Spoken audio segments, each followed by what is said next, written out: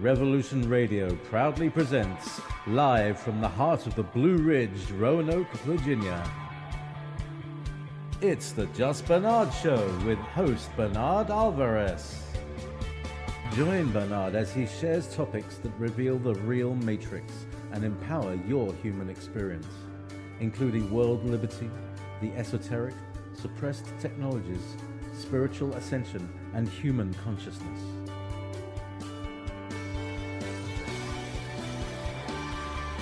Humanity has awakened, and our time has come to realize our full potential.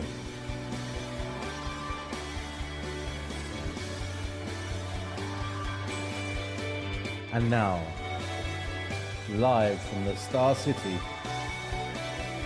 your host, Bernard Alvarez. Without further ado, let me tell you a little bit about my guest today. Graham Nicholls has been exploring and researching out-of-body experience since 1987. He's also taught and lectured at venues including Cambridge University, the Society for Psychical Research, the Institute of Noetic Sciences, the International Remote Viewing Association, and London's Science Museum. He is the author of 2 books on the out-of-body experience and is a leading expert and practitioner in the field. So without further ado, let me welcome Graham Nicholls joining us live from Europe. Welcome, Graham. How are you today? I'm great. Great to be here. Thanks for joining us. I really appreciate you coming on the show today. Where are you joining us live from today? I'm actually in Tallinn, Estonia. In Estonia? Oh, okay. I am, yeah. Wonderful. How's it like there today? Is it a nice day? Yeah, it's similar. We've been having the first signs of autumn coming in, so. That's great. Wonderful. So, Graham, how did you get involved with the out-of-body experience? Can you tell us a little bit what piqued your interest and what drew you to this field of study? Well, I guess I had many experiences throughout my life, spontaneous, I guess visionary or psychical type experiences, apparitions when I was very young, memories, what seemed to be memories of other locations, other places, so in the sort of past life kind of category, although I don't know for sure that's what they were. And then when I was around 12 years old, I had the first series of spontaneous out-of-body experiences where I would find myself a short distance, maybe half a mile, something like that from my home, and I would just find myself floating there for a few seconds, and then the experience would end. I wasn't asleep, I was just in a sort of relaxed, calm state of mind, and the experience would just happen in that kind of way. And then from there, I basically found out about the subject and became more and more interested. And then I went out and really started to research the subject. And by the time I was 14, I'd learned to induce the experiences intentionally. And I also met a teacher in London, or an author who'd written many, many books on esoteric subjects. He was coming more from a theosophical kind of angle, and he introduced me to a lot of other things, and I started to work for him on the weekends. Still a teenager at this point. And then basically continued on from there, and just out-of-body experiences and spiritual practice in general became the focus and the passion of my life, really.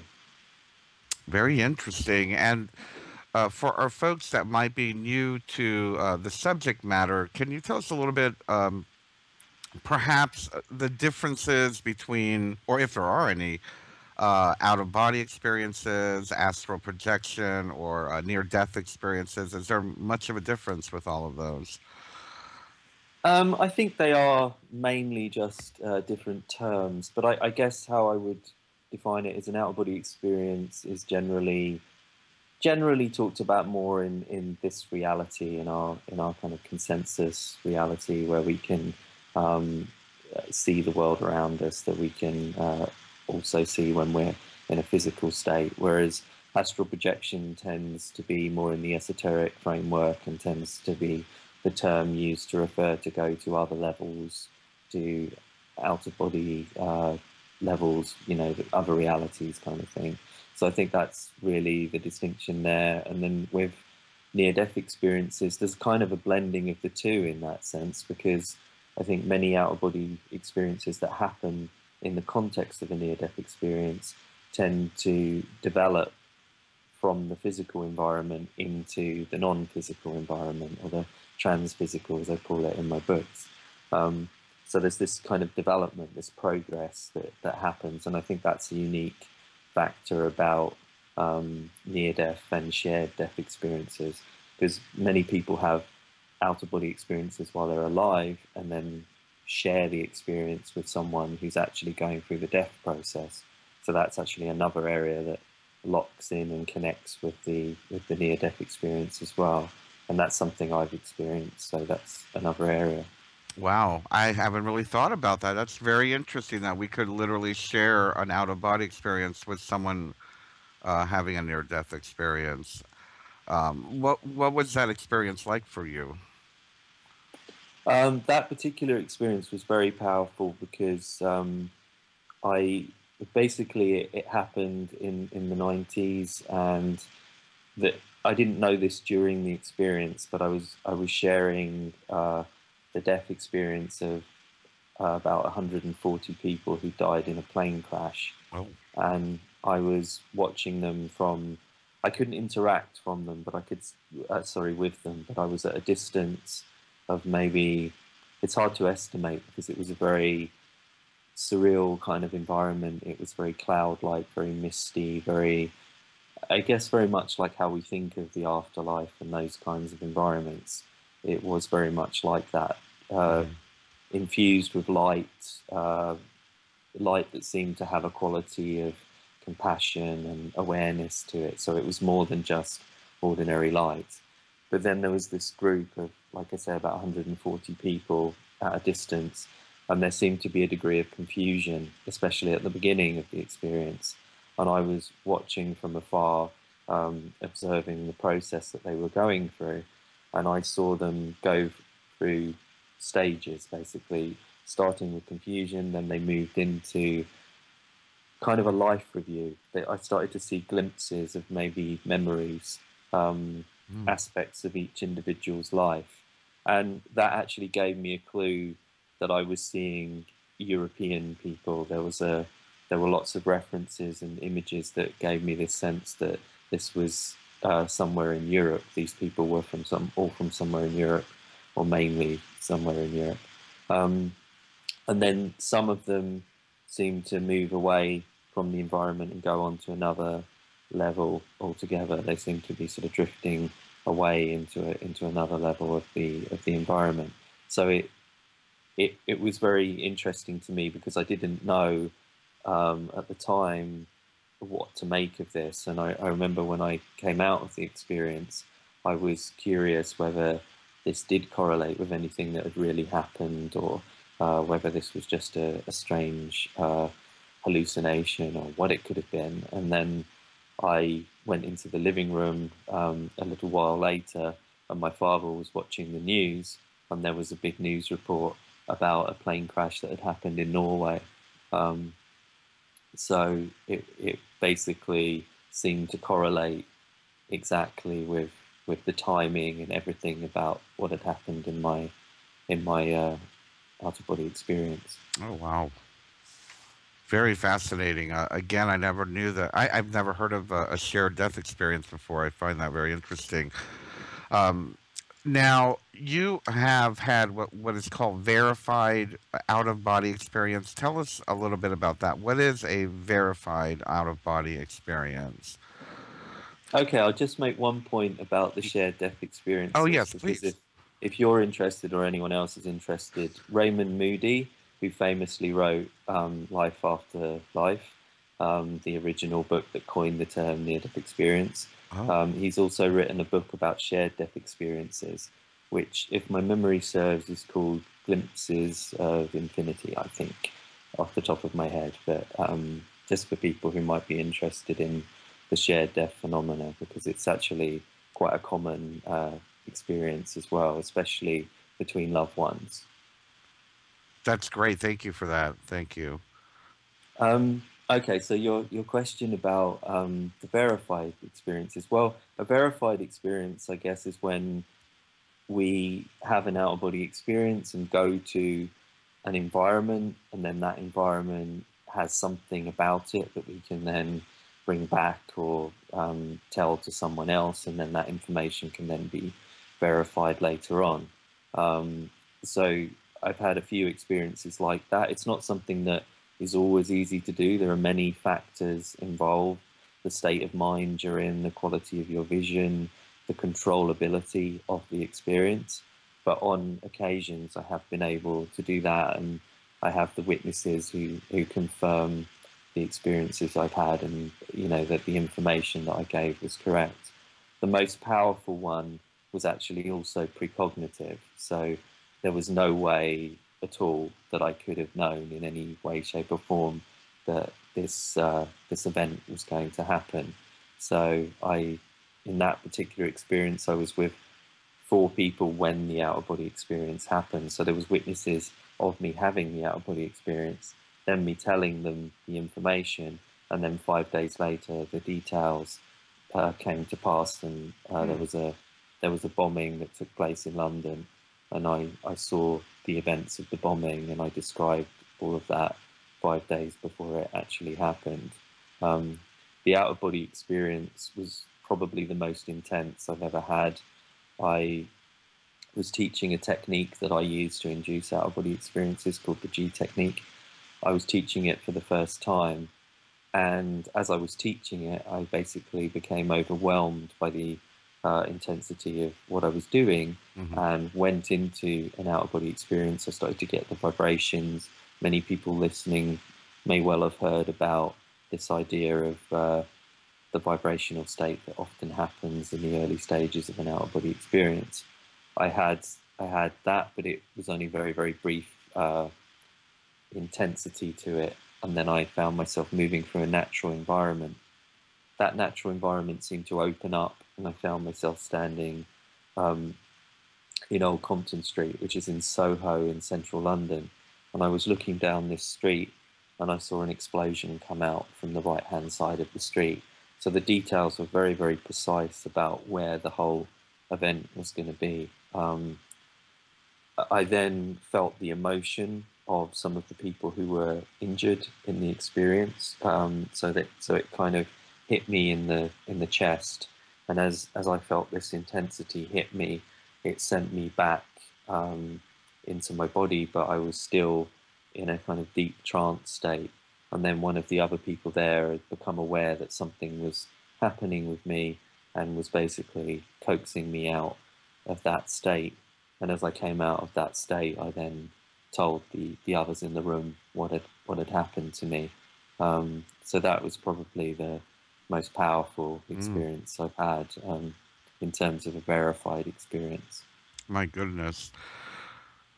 And as far as like, let's say those of us who are just beginning the path of exploring out of body experience, I know for myself in the early days, I would notice that I'm having an out of body experience, and just by me noticing I was having an out of body experience, it would bring me back, unfortunately. And then there are those who get afraid when they're having an out of body experience. What is your advice on those two things?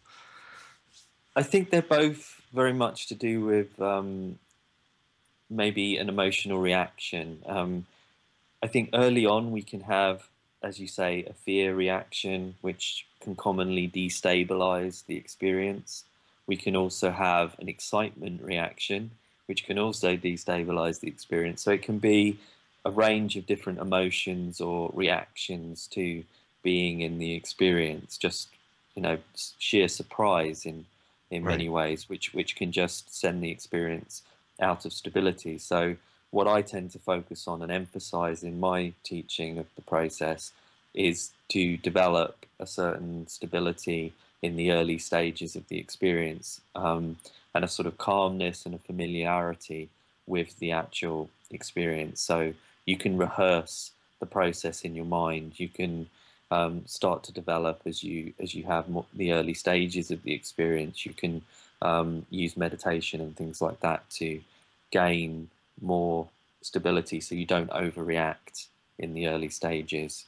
And also things like rehearsing it in your mind can also help to deal with the fear, because we naturally fear things that we don't understand. So the more something seems alien, the more likely we are to be scared of it. So if we start to become more familiar with what we're doing, and we realize that this is a very positive thing that can be healing, spiritual, transcendent, all of these amazingly beneficial things, if we focus on that and we develop that, then I think it becomes much easier to maintain the experience and gain that stability. Thank you for that, Graham. I appreciate that. And let me ask you, for those who are sitting here wondering, why would we even want to have a body out of body experience? What are your goals when you're having an out of body experience, perhaps?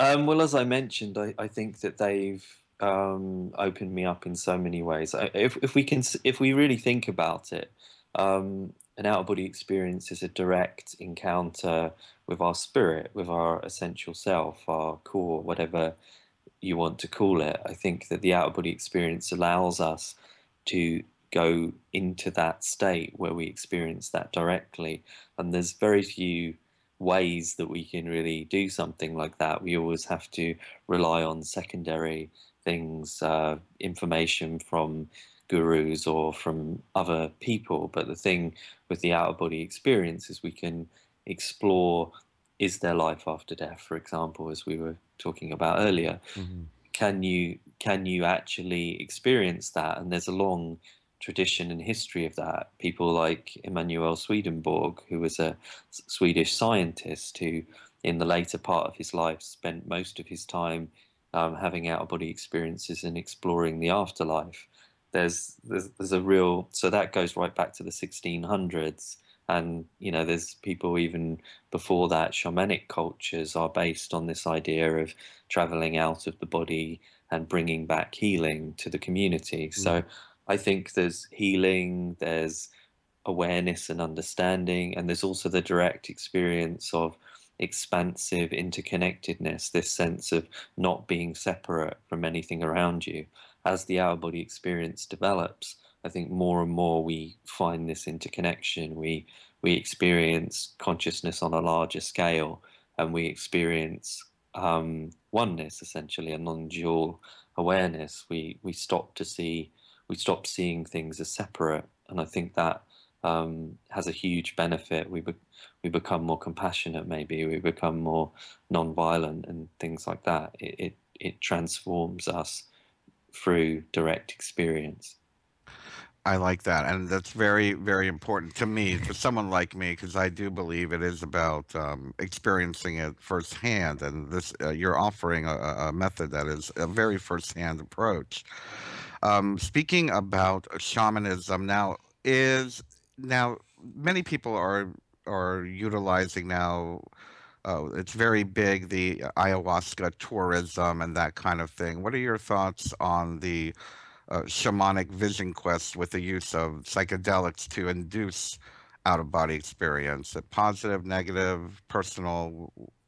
What do you think? I think I would probably say personal. I think in my case, I've never used any hallucinogens, but I also don't use alcohol or tobacco, or I'm vegan, and I have a focus on working with my own consciousness. That's not to say I have any particular negative attitude towards any of those things. I do think that sometimes there's an exploitative nature to the tourism that can come along with these things, and I think there can also be a lack of awareness within the people who are taking part in this. I have seen people have very negative effects from taking things, including schizophrenia and also blindness and debilitating conditions as a result. So I think we need to approach things with awareness and understanding, and I think often people can start exploring those things when they're too young, for example, and they haven't developed. And but I think, as like with anything, as long as we do it with awareness and knowledge, and we research what we're doing, and do it in the right way, then I think it can have a benefit. But personally, I think my approach is more to try and explore what is innately in us, the sort of latent abilities that we have, and how to develop them using our own awareness and our own abilities and skills. That's kind of how I tend to focus on it. But everyone should make their own decision on that level. I agree with Graham Hancock when he says it's a sovereign right to choose what we want to do with our own bodies, essentially. Yeah, yeah, I have to agree with you. I've had some very positive OBEs with the use of psychedelics that have transformed me. But again, I have also seen the negative effects on others. With that being said, what about the idea of having, how shall we say, out of body, transdimensional learning, perhaps finding a spiritual entity on those realms and having them teach us? Have you experienced anything like that? And what are your thoughts of perhaps out of body spiritual teaching? I think that's a very common aspect of the experience. I have experienced that.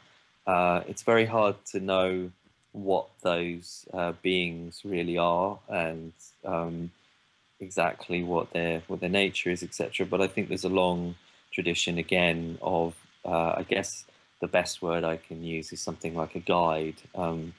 That seems to take place in virtually every culture where people describe having out-of-body experiences, even through to more contemporary approaches like the Monroe Institute.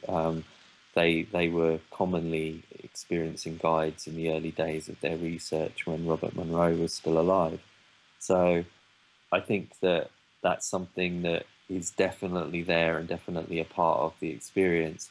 In my case, again, it's been part of that process of moving in a more sort of compassionate direction. Those beings or levels, or it's hard to even call them beings in a way. They feel like more like aspects of consciousness or something like that in the way I've experienced them.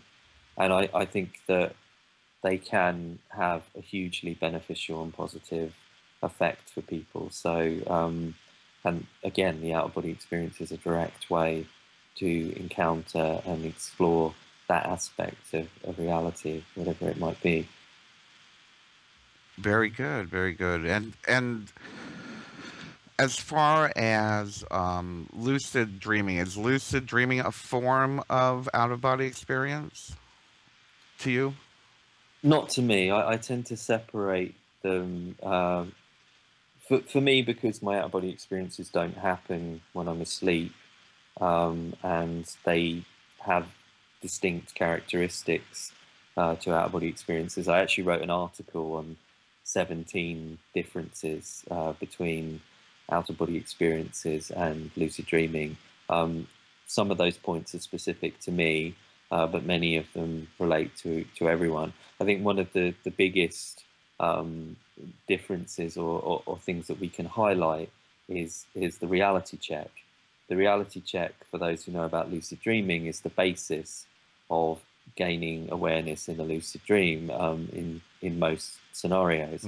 Where you look at your hands is one common example coming from Carlos Castaneda and those kinds of writings.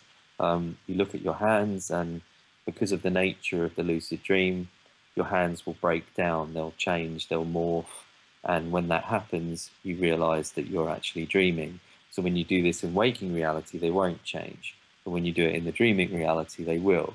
In an out-of-body experience, when I look at my hands, if I have hands, which is not always the case, for sure, but if I look at, say, text even, for example, in an out-of-body experience, it will not change or morph, whereas in a lucid dream, it will always change and morph. So that gives a sort of indication that we're dealing with a different kind of brain state, or a different kind of consciousness, whatever might be going on.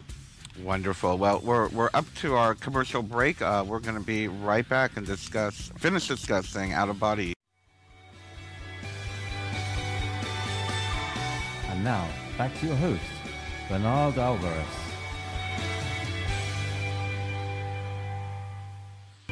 And welcome back to the Just Bernard Show here on Revolution Radio at freedomslips.com. I just wanted to announce and remind everybody, I'm really happy that recently I've gone public in the sense that, and I don't know how to say this, due to popular demand, I've had so many people calling me, writing me, texting me, wanting to have a little more personal support, a little more one-on-one support. I just wanted to let you know that I am now offering a public coaching sessions. You can go to bernardalvarez.com and just scroll down and you can book a session live with me, depending on what your focus is. I know a lot of people have written me concerned about some experiences that they're having. A little help with meditation sometimes is all that's needed.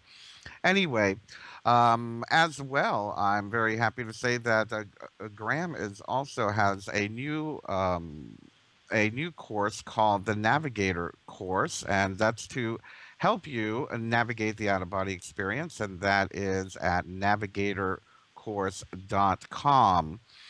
And with that, let's welcome Graham Nicholls back to the show. Welcome back, Graham. Thanks. Graham, I'm looking at your website and I am very, very interested in what is immersive technology and infra-liminal sound. What does that mean and how does that relate to out-of-body experiences?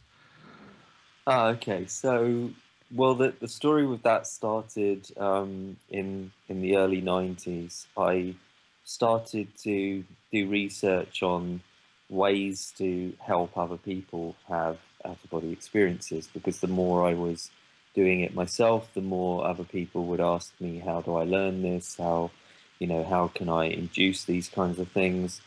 And I started off just looking at the sort of more normal techniques, but then I realized that there's a certain limitation to that, because it doesn't teach someone, for example, how to go into a trance state or how to shut off all of the mental noise of what's going on around them and those kinds of things. So I started to look into areas like sensory deprivation. I started to look at immersive technology like virtual reality. And I just started to look into different areas like that. Looked at research by various scientists on the effects on the mind of doing different practices. And this eventually led me to create structures or environments that were designed to help people have out-of-body experiences. So the first one was called Epicyn, and I built it in 1998. It was a large steel structure with a suspended platform that the person would get onto the platform, and it was only suspended by these very, very fine wires like you would have in a theatre. So the effect was that the person felt straight away that they were floating to some degree. And then once the person got on, there was also a sound environment that I developed based on my own brainwaves. So it was kind of trying to translate my own brainwaves when I was in the vibrational state or the early stages of the out-of-body experience.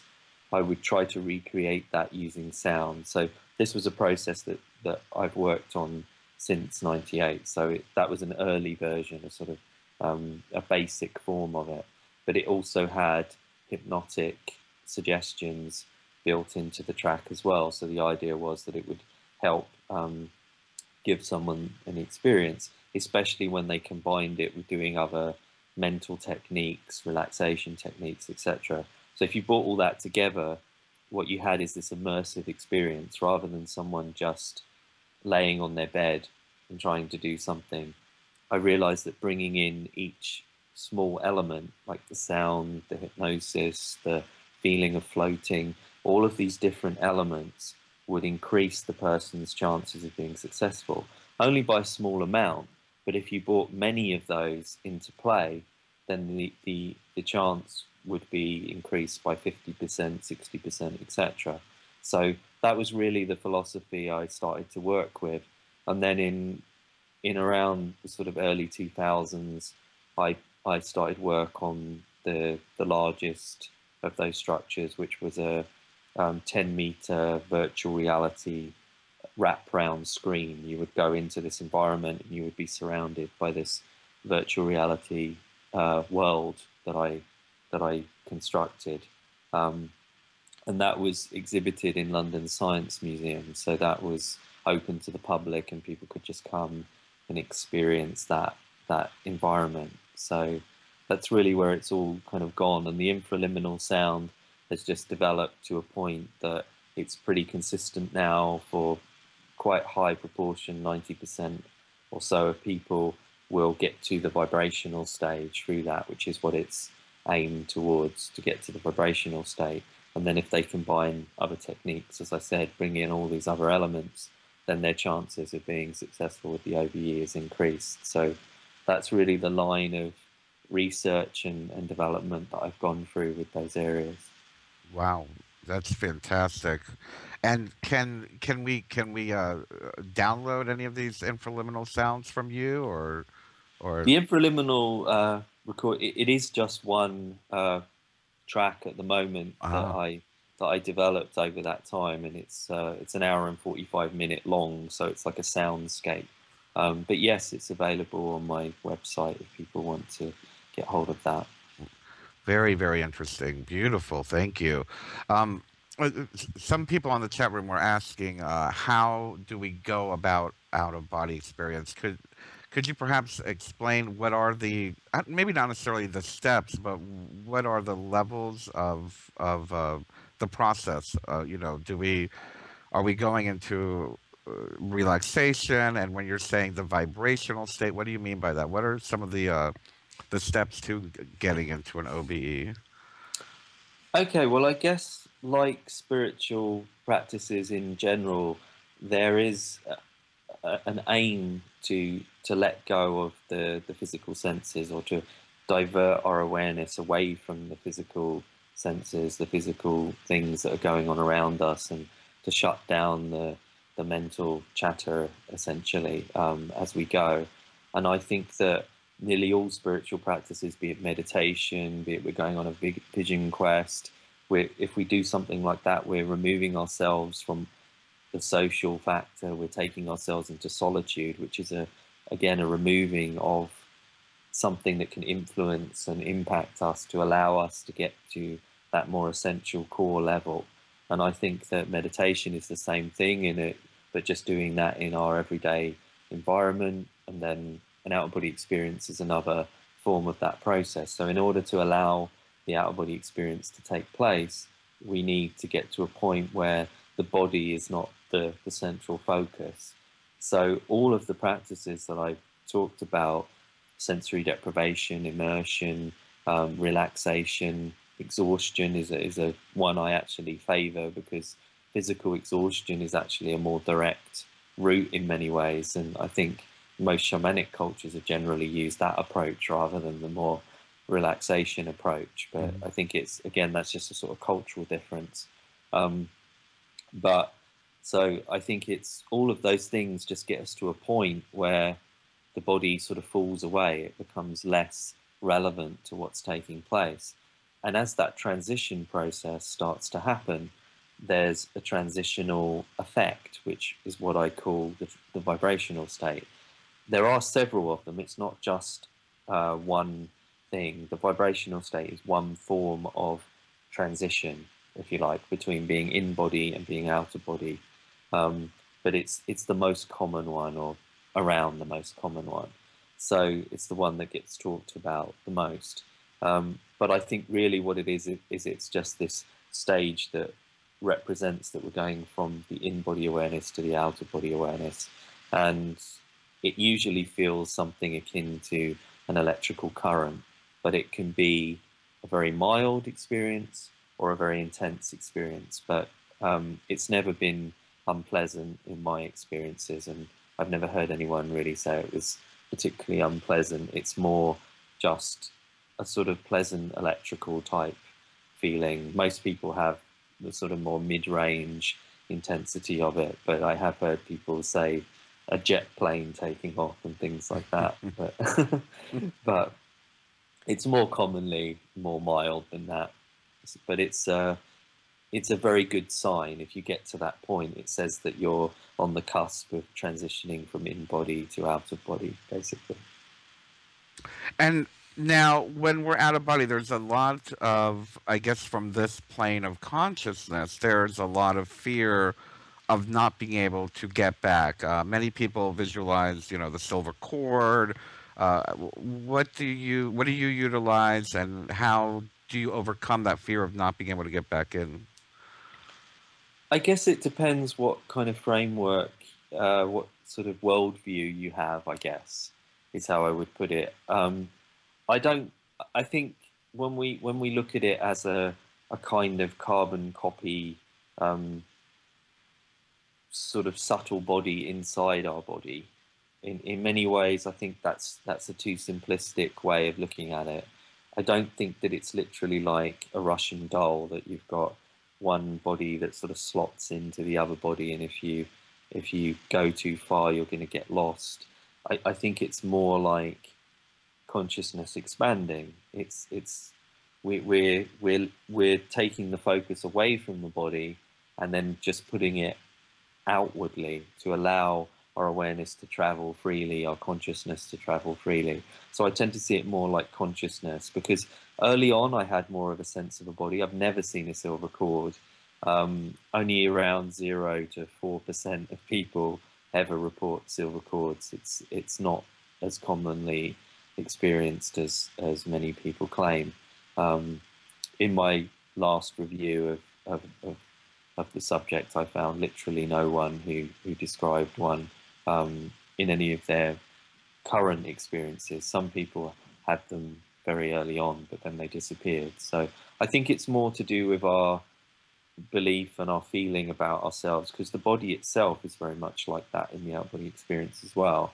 Early on, I had a very definite, similar physical type body, but then as the process has gone on, I've become more like just a traveling awareness or a traveling consciousness or a ball of energy or something like that, which actually is also very commonly described. It's almost 50% of people will describe being in a kind of body type, in a sort of sphere or non-body like vehicle while out of the body. So when you actually look at the studies that have been done, it's very interesting, because a lot of the ideas that are put out are not actually that commonly seen in the studies. So I think we start off with what's familiar and we develop to something bigger or more expansive than that. And it's wonderful, and I can confirm that as well. My out-of-body experiences have always been in a golden sphere of light, very, very familiar. Yeah, very familiar from what you're saying. So it's fair to say that, okay, so to the layman that has no understanding of this, and we do, I'm sure you've gotten this question, the idea that a spirit can possess your body when you've left your body, that we can just throw that out the window, or? Well, I think I don't throw anything out the window. I try to go by the sort of evidence and the research that we can do on it. And I don't see, what I would say is I don't see any real reason to take on that belief. I mean, it's quite a negative idea in many ways, and I haven't seen anything that convinces me that I should take that on.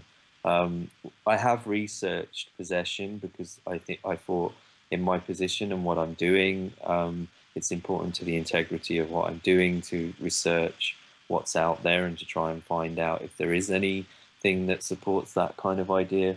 But what I found was possession is a commonly talked about thing, but it's very different in different cultures and different religions. So again, we've got a bit of a problem there, because, for example, if you take voodoo or Santeria or Candomblé or something like that, the possession is a positive thing. It's Yes. it's an Orisha, it's a god, or a, you know, or a Loa in voodoo. It's seen more as a positive thing. Then if you look more in a sort of Christian culture, you might find more of a, it's like a devil or a demon or something like that. And then if you look in, again, other shamanic cultures, it's more of a positive again. And then we look into, for example, I found footage of Muslim possessions, which would seem again to sort of contradict the sort of the general ideas. So again, it seems to be belief based. I haven't come across anyone really who doesn't believe in possession who's actually claimed that they've been possessed. And then on top of that, if we would expect some consistency across, can the possession transfer from one person to another in a sort of environment, and if it wasn't just a belief thing, I would expect that to be the case, and I couldn't find any cases, examples of that taking place. So all in all, I tend to feel it's quite unlikely, and because I look at things in terms of consciousness, I think that it's more to do with where you put your focus and where you put your consciousness, and I don't see any reason to really take that on, as I said. Right, right. It's not like you're literally ripping your soul out of your body and floating around. It's expanding your consciousness, and it sounds very similar to me. And correct me if I'm wrong.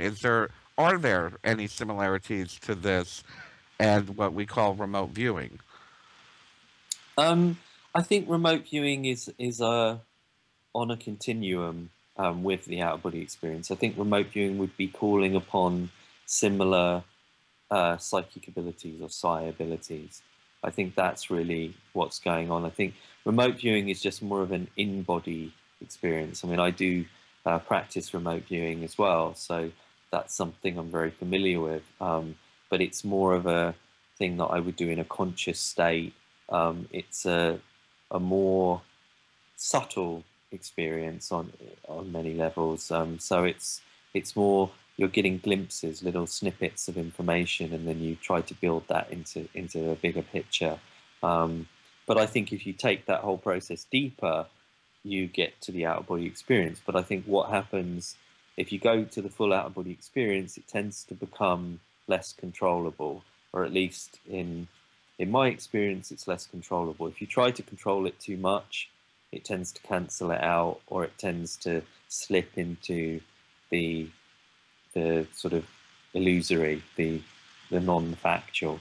So with remote viewing, you can structure the process, the protocol of what you're doing, and therefore it's much more likely to be accurate and controllable. So there's a kind of line between the two, and I'm very interested in that in-between point between the OBE and the remote viewing, because maybe we could bring the benefits of the more vivid, more accurate perceptions with the more controllability of the remote viewing, and kind of bring them together.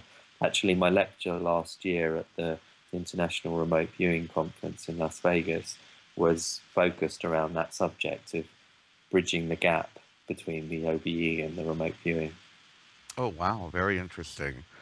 And you've recently written or published a book called Navigating the Out of Body Experience. Tell us a little bit about the book and how can that help us, those of us who want to get more involved with this practice.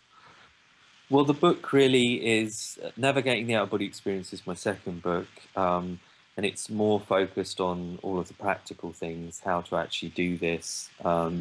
It took, again, another thing that I found very early on when I was working with people and teaching is that there are distinct differences between people, and I realized that most books and most teachers will give people one method or one technique, and they'll give the same process to everyone they work with.